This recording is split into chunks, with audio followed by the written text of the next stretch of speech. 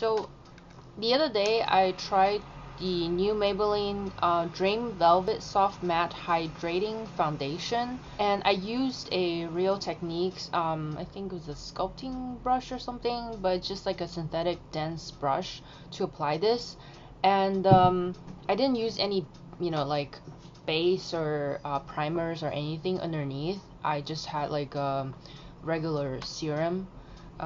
So I decided I didn't really like the result. I didn't really like the result from the brush. So as you can see, it's like a moussey texture, very dense. And then I don't know, like the consistency is it just remind me of the Dream Matte Mousse that comes in the compact form. So I decided to apply again today with a primer base underneath and this foundation doesn't have any SPF in it, so the base primer that I used underneath has SPF 15.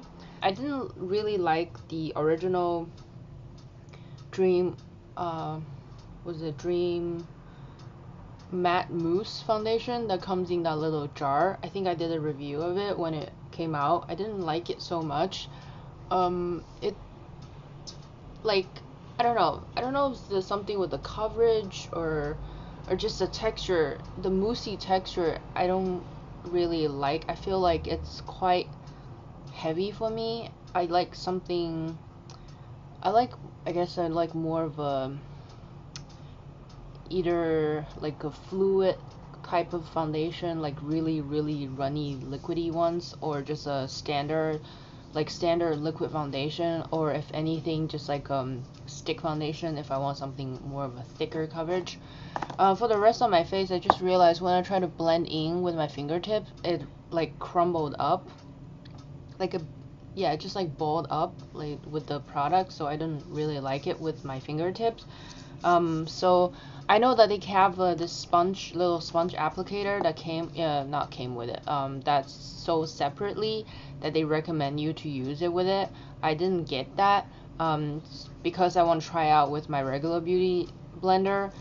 This is like all gross looking, and I'm not gonna wet it. It's semi-damp anyway, so I'm just gonna use this and see how this applies, because obviously with my fingertips the product just like really just balled up. And it's funny that the other day when I used this foundation, and I also noticed like dry patches starting to form on my face, and my face hasn't been like really dry so far in the winter. I mean, we just started to get like kind of cold in New York. But that's weird because the last time I didn't use a primer underneath and I started to noticing dry patches, and even after I removed my makeup, like I got some small dry patches like around the nose areas and on the cheek area. And then today the primer I use is the NARS Radiant Enhancing Pro Prime Light Optimizing Primer with SPF 15. I got a little deluxe sample of this. I never tried it, so I decided to give it a go since it has SPF in it. I have this shade in 75 Natural Beige. I thought it might be a little bit on the tanner side, since I got a tan, and seems like a pretty good match because like I said, it has a bit of it says natural beige, so it's supposed to be like a more neutral type of undertone. I usually have a more neutral undertone, and it seems like it matches my neck pretty well too. Yeah, I don't know why I got a pimple there, but like I said, I've been trying to get back into my weekly skincare, like a deep cleanse skincare routine again. So my tan has faded since I came back from Thailand, and seems like this is a really good match for me.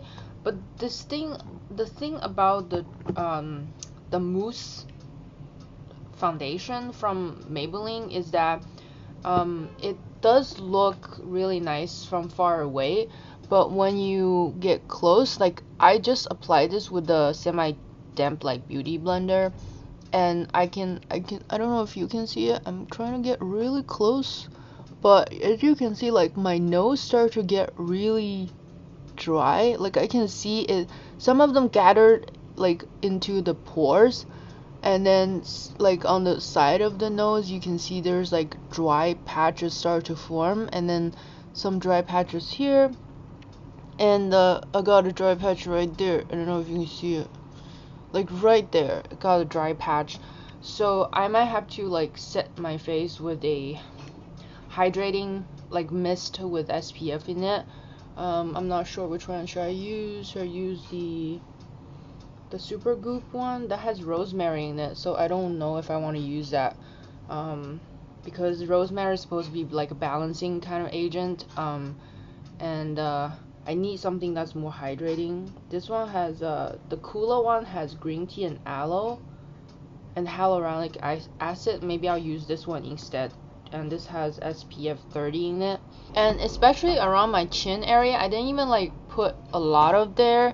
I don't know why my chin area, when I look like in the mirror, looks cakey around this area, you know, where there's a fold there. It looks cakey. I don't know, maybe it'll work better in the summertime because the finish is like a satin semi-matte finish. It could be the primer, because it's like a radiance enhanced primer that I use underneath, that I still have this like really nice natural glow to the cheek and the nose area. On the screen I think it looks great. Since it doesn't have SPF, it probably doesn't have much of a flashback, you know, when you take a flash photography. And then I guess if you do videos or taking pictures, it should be no problem. But I wouldn't really want to wear this out. I don't like to have something that looks like unnatural. That's why I like BB cream and cushion compact, or like the more liquidy fluid type of foundation, because they kind of just melts into your skin. This I feel like it's kind of like sitting on the skin. So in terms of velvet, yeah, it does look velvet.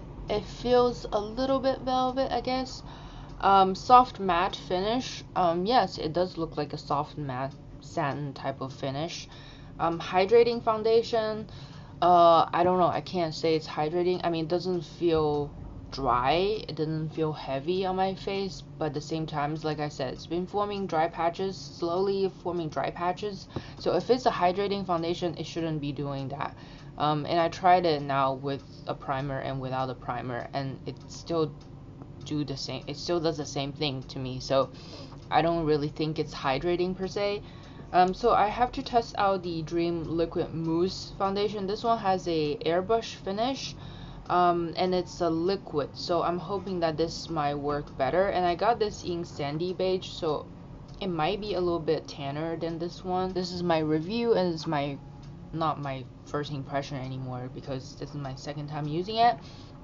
And longevity wise, I have to tell you, the other day when I applied with the brush, after maybe few hours, like 3-4 hours, I start to notice like this area where I get really oily, it start to like the product start to gather in certain areas, you know, like how here you have the smile lines or whatever, and I guess with the talking and eating or smiling or whatever, and the products start to gather in certain places and start separating in other places, and it was just like kind of oily. And I don't know, it, like I said, the product feels like it's sitting on the skin. So when there's like all the movements going on, and then when my face starts to produce more oil, like the product start to slide and separate and gather into other areas. It wasn't pretty. It wasn't pretty at all. So I hope you enjoy this review demo video of the Maybelline new Dream Velvet Soft Matte Hydrating Foundation. And give me a thumbs up if you like this video, and don't forget to subscribe. I'll see you next time. Take care. Bye.